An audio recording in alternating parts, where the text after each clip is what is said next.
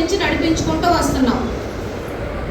ఇలా జరుగుతుంది కదా సోషల్ మీడియా మాధ్యమాల్లో అని చెప్పి నేను మా కమ్యూనిటీ సభ్యులకి ఆడవాళ్ళని ఉద్దేశించి అప్పుడప్పుడు ఇలాంటి వ్యాఖ్యలు వస్తూ ఉంటాయి. ఎవరు కూడా రెస్పాండ్ అవ్వకండి, రియాక్ట్ అవ్వకండి, మీ టైం వేస్ట్ చేసుకునే పనులు చేయకండి అని చెప్పి చెప్పినప్పటికీ కూడా 2 రోజుల వ్యవధిలో వ్యక్తి వీడియోలు పెడతా ఉన్నారు. ఒకరోజు యూట్యూబ్ని మాధ్యమంగా తీసుకుని 26 నిమిషాలు నా పేరుని, నా సంస్థ పేరుల్ని, నా సంస్థలో పనిచేస్తున్న ఉద్యోగుల పేరుల్ని అందరినీ ఉద్దేశించి మాట్లాడుతూ ఉంటే ఆగస్టు 3వ తారీఖు నేను ఎస్పీ ఆఫీస్కి వెళ్ళి ఎస్పీ గారికి కంప్లైంట్ ఇవ్వడం జరిగిందండి. ఎస్పీ గారు వెంటనే స్పందించి స్థానిక Prakash Nagar police station CI గారికి కేసు అప్పచెప్పి మహిళల పట్ల జరుగుతున్న ఇలాంటివి మనం ఉపేక్షించకూడదు, మీరందరూ గట్టిగా యాక్షన్ తీసుకోండి, ఇంత మంచి కార్యక్రమాలు చేస్తున్నారు కదా, అందరినీ కూడా మీరు రక్షించాలని చెప్పి ప్రకాష్ నగర్ సిఐ గారికి సారు మా ముందే చెప్పడం జరిగింది. వెంటనే 1.5 గంటల వ్యవధి కేటాయించి ఎస్పీ గారు రియాక్ట్ అవ్వడం, వెంటనే సిఐ గారు ఈ కేసుని నన్ను పిలిపించి మాట్లాడిపించి ఏం జరుగుతుందో తెలుసుకుని మా వ్యవస్థ గురించి తెలుసుకుని అతనికి నా ముందే ఫోన్ చేశారు. సిఐ గారు ఫోన్ చేసి, బ్రదర్, ఆడవాళ్ళ మీద ఇలాంటి దుష్ప్రచారాలు చేయడం తప్పు కదా, ఆడవాళ్ళ మీద ఇలాంటి నువ్వు డిఫేమేషన్ చేయడం తప్పు కదా, ఇది రెప్యుటేషన్కి సంబంధించింది కదా, నిజంగా ఎవరైనా ఇబ్బంది పడుంటే నువ్వు లీగల్గా వెళ్ళాలి కదా బ్రదర్ అని ఫోన్ చేసి అతనితో వెంటనే మాట్లాడడం జరిగింది.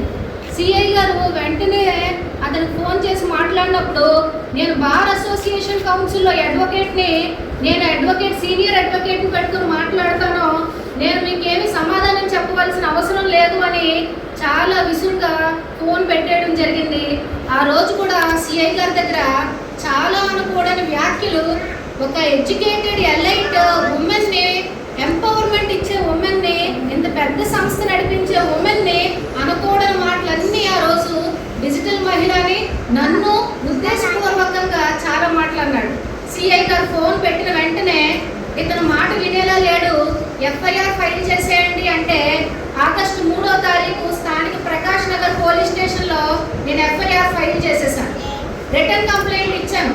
సోషల్ మీడియా మాధ్యమాల్లో తీసుకుని సైబర్ బుల్లింగ్ చేస్తున్నారు, సైబర్ హెరాస్మెంట్ చేస్తున్నారు, ఒక వ్యక్తి యొక్క సంస్థని వ్యక్తిగతంగా దూషించి అందరికీ కూడా అసభ్యకరమైన మాటలు మాట్లాడి ఒక జంతువులతో పోషించి మాట్లాడిపించి పోల్చి చాలా హీనంగా ప్రతి మహిళని కూడా కించపరిచేలా మాట్లాడడం జరుగుతుందని చెప్పి నేను ఒక ఎఫ్ఐఆర్ నమోదు చేసి రిటర్న్ స్టేట్మెంట్ ఇచ్చి గ్రీవియన్స్ అనేది ఫైల్ చేశాను.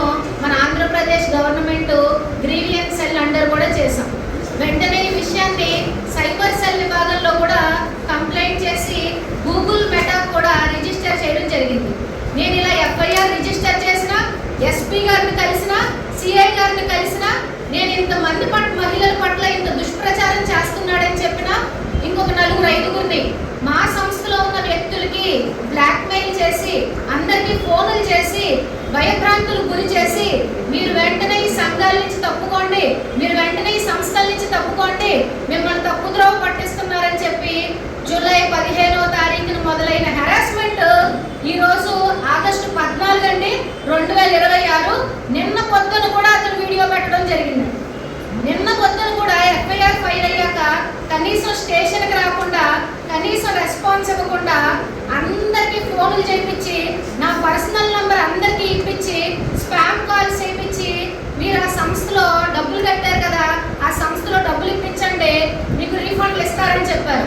మిత్రవాకం డిజిటల్ మహిళ మేము చేసే పని ప్రొఫెషనల్ ట్రైనింగ్ అండర్ 99 రూపాయలు కట్టినోళ్ళు, 5000 కట్టినోళ్ళు, 2025 వాళ్ళు, మాకు 3 సంవత్సరాల ప్రోగ్రాంలో లా మిలినియర్ మహిళలో జాయిన్ అయిన వాళ్ళు అందరికీ ఫోన్ చేసి మా ఇన్ఫర్మేషన్ అంతా బ్రీచ్ చేసి, మా ఇన్ఫర్మేషన్ అంతా బ్రీచ్ ఆఫ్ ప్రైవసీ కింద చేసి, నేను లీగల్గా వెళ్ళినప్పటికీ కూడా, లీగల్గా కేసు పెట్టినప్పటికీ కూడా, క్రిమినల్ ఛార్జెస్ కింద ఫైల్ చేసినప్పటికీ కూడా, ఐటీ యాక్ట్ ఫైల్ చేసినప్పటికీ కూడా ఎలాంటి రెస్పాన్స్ లేకుండా ఇప్పటికీ కూడా వ్యక్తిగతంగా అందరికీ ఫోన్ చేసి భయభ్రాంతులు గురి చేసి మా యొక్క సంస్థ యొక్క పరువుని, మహిళల యొక్క ఆత్మాభిమానాన్ని చాలా దెబ్బతీసే దిశగా అతను నడుచుకుంటున్నాడండి.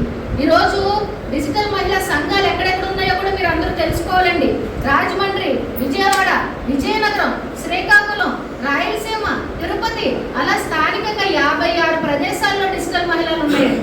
ఇందులో అమాయకమైన మహిళల్ని ఎరగా తీసుకుని ఇలాంటి ఒక నింద ఏదైనా వేస్తే వీళ్ళందరూ కూడా కంగారు పడిపోతారు, భయపడిపోతారు.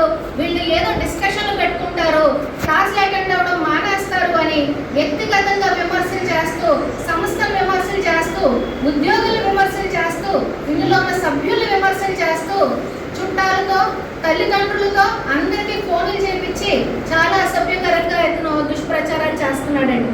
ఇప్పుడు కూడా నేను ఈరోజు ప్రెస్ సపోర్ట్ తీసుకుందాం నాకు ఎప్పుడూ ఆలోచన రాలేదండి. కానీ యూట్యూబ్నే మాధ్యమాలు అనుకుని యూట్యూబ్లో వచ్చిన వార్తల్ని కొంతమంది మహిళలు నమ్మి అసలు ఏం జరుగుతుంది, అసలు నిజాలు ఏంటి అనే విచక్షణ లేకుండా ఇందులో ఒక 4-5 అతను స్టూడియోకి వెళ్ళి అతను స్టూడియోలో కూర్చుని మేము అడ్వకేట్లమే, మేము కూడా మీ గురించి మాట్లాడతామని వాళ్ళు చేతులు కలిపి చాలా కాన్స్పిరసీ చేస్తున్నారండి. నేను లీగల్గా కూడా 2 లాయర్లు కలిశాను. రాజమండ్రిలోనే వాడి సహాయం కూడా తీసుకున్నాను. ఇది కేవలం డిఫమేషన్ కాదు, ఇది కేవలం ఒక సంస్థ రెప్యుటేషన్ కాదు. చాలా సంస్థలు ప్రపంచంలో నడుస్తూ ఉన్నాయి. వాటి యొక్క వ్యవస్థాపకులు ఎవరు కూడా భారతదేశంలో లేరు. ఆ వ్యవస్థాపకులందరూ కూడా అమెరికాలోను, లండన్లోను ఎక్కడో ఉన్నారు. నేను డాక్టర్ అశ్లేష ఎదల రాజమండ్రికి చెందిన వ్యక్తిని. రాజమండ్రి నుంచి నేను తెలుగు రాష్ట్రాల్లో తెలుగు మహిళలు ఎక్కడెక్కడ ఉన్నారో, ఏ ఊర్లు వెళ్ళారో వాళ్ళందరినీ కూడా ఒక చాటుకు తీసుకొస్తున్నాను. వాళ్ళలో ఉన్న శక్తిని ఏంటో తెలియజేసి ఒక సైకాలజిస్ట్గా, ఒక కోచ్గా నేను వాళ్ళల్లో ఉన్న శక్తిని ఏంటో తెలియజేసి ఇంటి దగ్గర నుంచే పచ్చళ్ళు పెట్టుకునేవాడు పచ్చళ్ళు, పొళ్ళు చేసుకునేవాడు పొళ్ళు, చీరలు అమ్ముకునేవాడు చీరలు, బంగారాలు అమ్ముకునేవాడు నగలు, ఇమిటేషన్ జ్యువెలరీ, కోచ్లు, సర్వీసులు, ఇలా 22,000 మందికి ట్రైనింగ్ ఇచ్చాను నేను ఇప్పుడు వరకును. నేను ఒక చిన్న ప్రదేశంలో, ఒక చిన్న ప్రాంతంలో ఉండి ఇంత ఎలా చేస్తున్నానో